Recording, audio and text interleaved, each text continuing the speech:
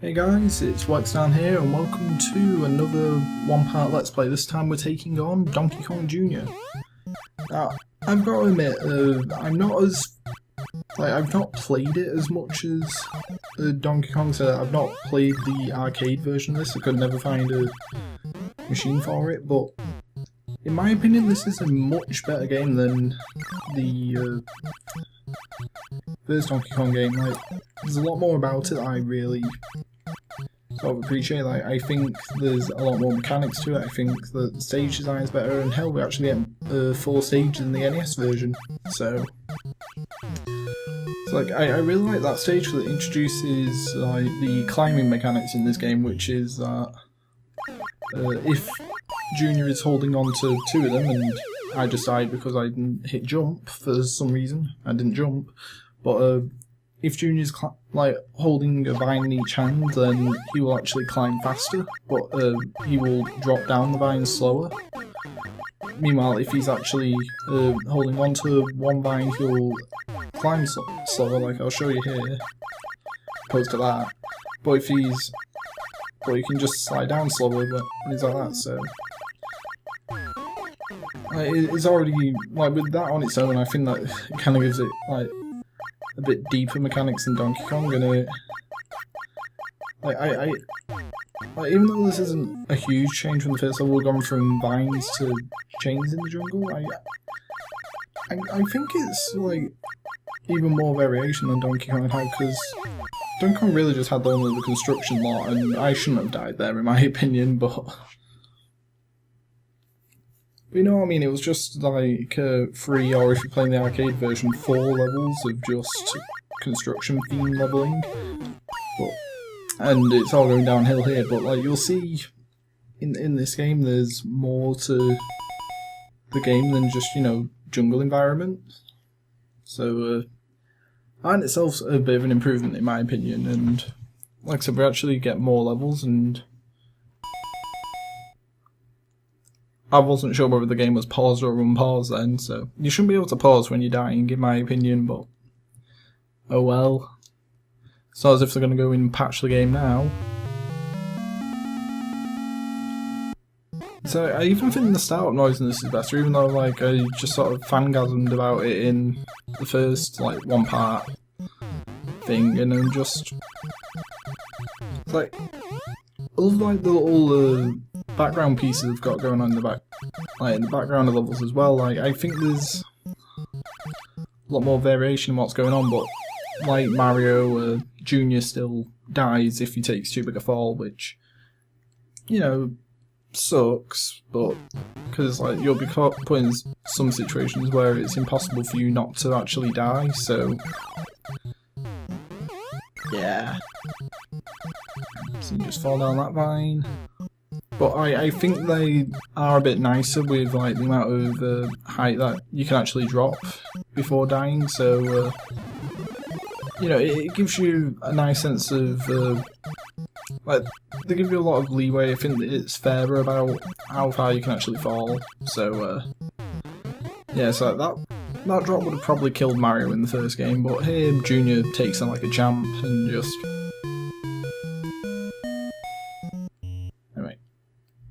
So, mission in this game is, as Junior, we've got to save DK rather than Mario actually saving someone from DK. We have to save DK from Mario. Because this was happening in the time frame where they didn't know what to do with Mario at all.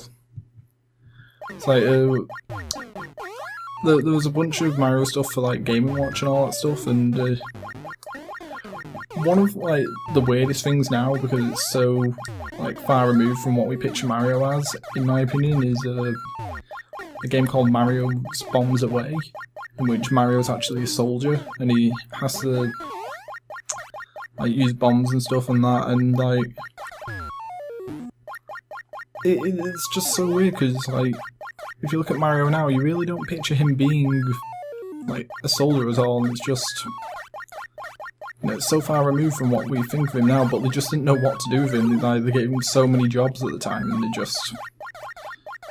since Super Mario Brothers was the most successful, I guess they just stuck with that design, but so weird if he had all the jobs still, but then again, he's still, you know, like a race car driver and stuff, so professional baseball player and basketball player, and you know, he still does get a lot of jobs out. Now, here's where they actually throw it off the jungle theme and they actually go into a like techno theme, which is, you know, it's a pretty cool addition to the series, because like there was nothing like this in the first games. So yeah.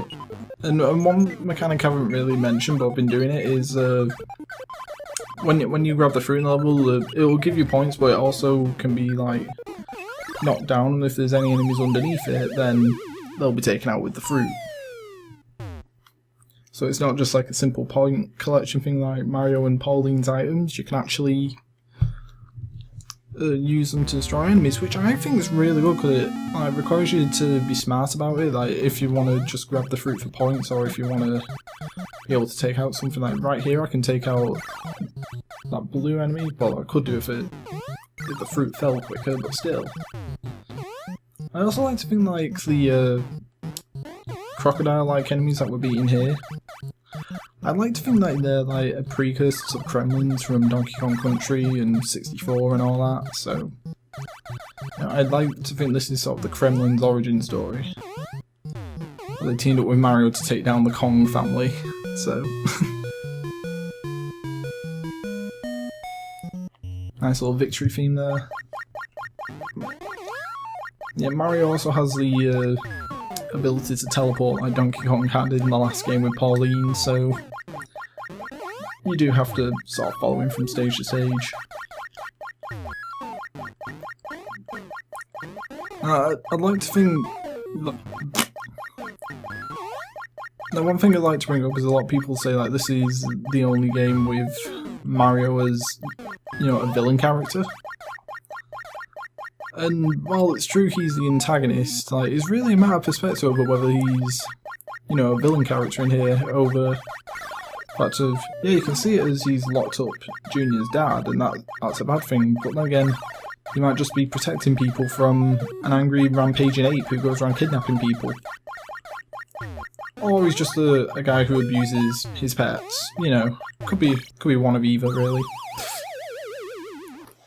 I'm pretty sure it's the latter, though. No, that's the intention, like, this guy's a horrible man who's incarcerated your father, and is a complete horrible person to animals. Go get him. But, like, thinking about the statement that I made in the last video about the context of Mario and Peach's relationship and Pauline and stuff, there is something I'd like to change, because I had another thought about it, like, what if Pauline just left Mario because he was so abusive to... And I landed on that platform, damn it. Like Pauline left Mario because he was just so abusive to his pet and she couldn't really stand it. And then later along comes an opportunity for Mario to become a hero and abuse animals all in the same go, so... You know, maybe Mario's not a hero in his other games after all, it's just a matter of perspective. I mean, if you were a Koopa, you wouldn't really envision Mario as your hero, would you? You just sort of... he's a guy who's going after your king. No, but like, he's abusing all of the Koopas and stuff, like... He has the ability to abuse animals and be called a hero for it. Of course he's going to go for that. And I like to think that's how he and Peach met, but not...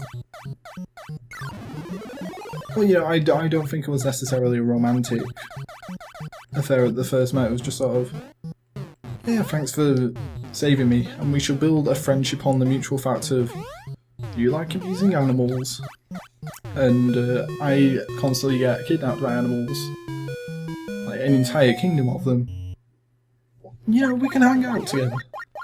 And then I'd like to think something more blossom from that, because that's a love story for the ages, and I think that's what Nintendo's been intending to tell us all this time.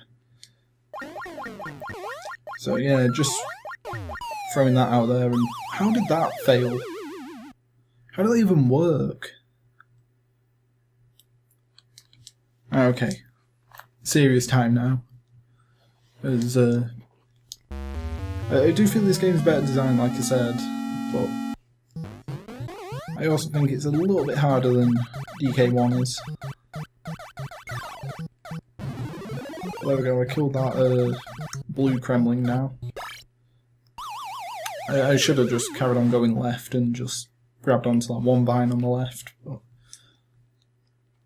I will say though, like, the one thing I do think is completely lazy in this is DK sprite, which is basically his sprite from the first game, but they've layered a cage texture over the top, and DK just still looks so happy to be in the cage, you know, and it's just it's just sort of weird to see someone like that. But maybe DK enjoys that, I don't know, but if he's into that sort of thing, let him, but I'm pretty sure we're supposed to save him. Like, I'm pretty sure it's implied he doesn't like it, but still. Yeah, I'm not gonna get him this time. Maybe the next one. Okay, up we go. I didn't move back right!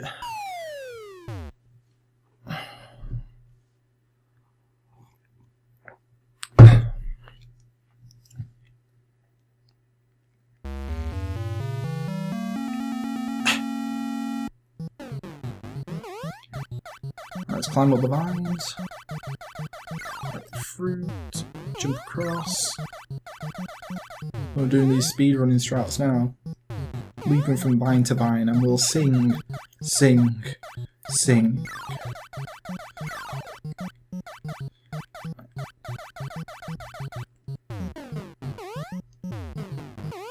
Okay, that's first level done without incident, really.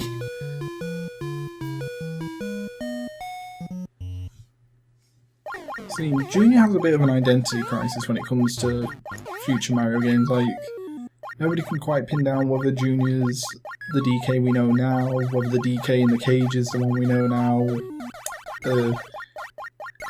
Some people think Junior is the dad of the DK that we've got now. I thought that bird was going to go high. Don't know why. The pattern's clearly high, low, and just... silly me. Sorry, Junior. But,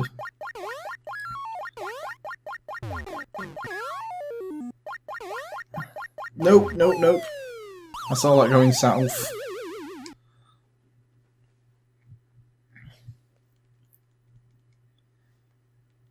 I'd personally go with, like, he's DK's dad, and this character just sort of fell into obscurity after, like, the N64 era. Like, he's not been seen since then. And then the current Donkey Kong just passed the Junior stage completely, and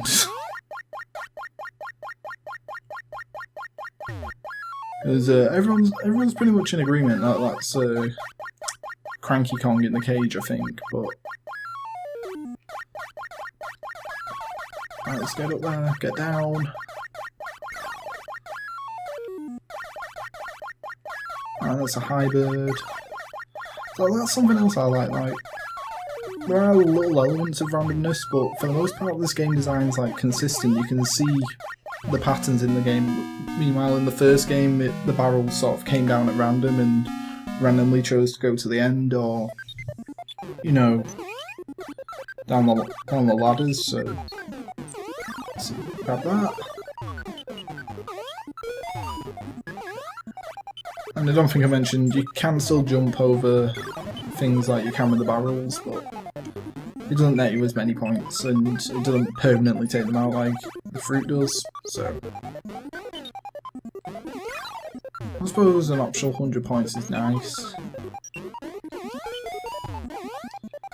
And I'm not 100% sure, but I think these are like the hothead enemies that you'll find in later games. So there you go, we made it up here. Got through the techno level.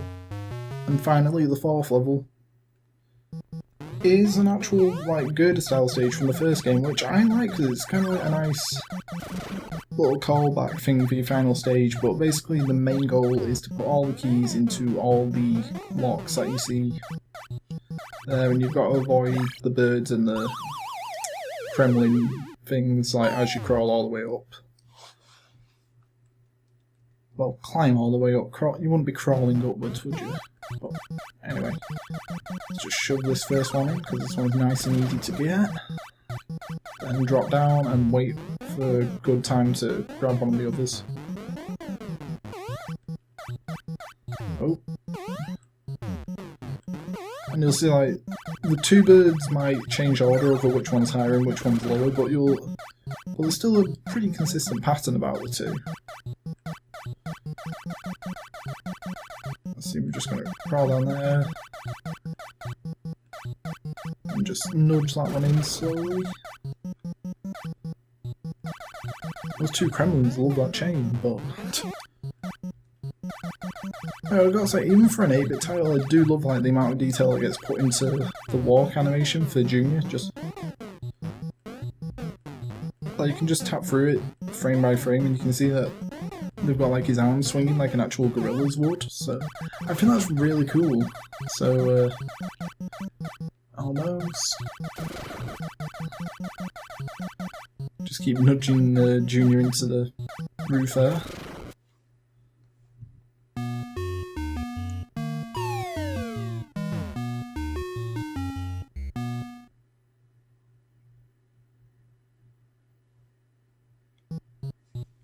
And so we've actually got through the game and beaten Mario with his whip that he's using to command the Kremlins. And I've got to say, like, some of you might have noticed that I was wrong in the first video about the whole Luigi icon thing in the top right. That's actually like what level you're on in terms of like how many times you play this. The first, it's like if you're playing on game mode A, you'll start on L1, and then when you beat it, you go up to L2, like here. And if you beat it again, you go up to L3 and etc, etc. I'm not sure how high it actually goes, but knowing 8-bit games, it's probably 255 or 256, depending on how that integer is actually stored. So, just saying. But I'd be surprised if anything larger than 9 can be fit into that bracket. And yeah, you can see the effect already, because those birds are much faster than they were like the first time round. But nope. I don't even know what I was trying to go for there in terms of platforming, but yeah, that was Donkey Kong Jr. In my opinion, a much better game than the original, but not as famous because if you're a sequel to one of the first platformers of all time, you're not really as special. But still, thank you guys for watching, and hopefully I will see you for another one of these another time. Take care.